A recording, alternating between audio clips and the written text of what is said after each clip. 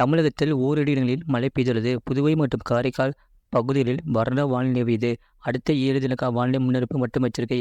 மேகதிசை காற்றின் வேக மாறுபாடு காரணமாக தமிழகத்தில் ஓரிரு இடங்களிலும் புதுவை மற்றும் காரைக்கால் பகுதிகளிலும் லேசான மழை முதல் மிதமான மழை பெய்யக்கூடும். தமிழகத்தில் அடுத்த 2 தினங்களுக்கு அதிகபட்ச வெப்பநிலை ஓரிரு இடங்களில் 2 முதல் 3 டிகிரி செல்சியஸ் இயல்பை விட அதிகமாக இருக்கக்கூடும். அதிக வெப்பநிலை மற்றும் அதிக ஈரப்பதம் இருக்கும் பொழுது ஓரிரு இடங்களில் அசௌகரியம் ஏற்படலாம். சென்னை மற்றும் புறநகர் பகுதிகளுக்கான வானிலை முன்னறிவிப்பு. அடுத்த 24 மணி நேரத்தில் வானம் ஓரளவு மேகமூட்டம் காணப்படும். நகரின் ஒரு சில பகுதிகளில் லேசான மழை முதல் மிதமான மழை பெய்யக்கூடும்.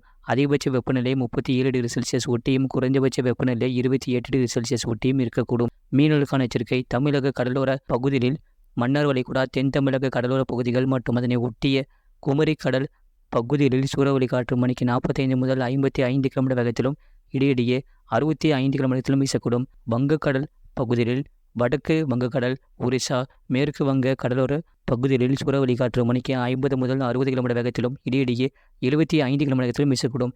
தெற்கு மற்றும் மத்திய வங்கக்கடல் பகுதிகளில் சூறாவளி காற்று மணிக்கு 35 முதல் 45 கிலோமீட்டர் வேகத்திலும் இடையிடையே 65 கிலோமீட்டர் வேகத்திலும் வீசக்கூடும். அரபிக்கடல் பகுதிகளில் தென்மேற்கு வங்கக்கடலின் மேற்கு பகுதிகள் மற்றும் மத்திய மேற்கு அரபிக்கடல் பகுதிகளில் சூறாவளி காற்று மணிக்கு 45 முதல் 55 கிலோமீட்டர் வேகத்திலும் இடையிடையே 65 கிலோமீட்டர் வேகத்திலும் வீசக்கூடும்.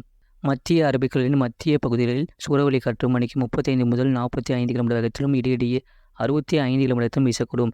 கடந்த 24 மணி நேரத்தில் பதிவான மழை அளவு கோயம்புத்தூர் மாவட்டம் வால்பாறை PAP தலா 1 சென்டிமீட்டர் பதிவுள்ளது. இதுபோன்ற செய்திகளை உடனுக்குடன் அறிந்து கொள்ள மறக்காம சேனலை சப்ஸ்கிரைப் செய்யுங்கள். மற்றவர்களுக்கு தெரியப்படுத்துங்கள்.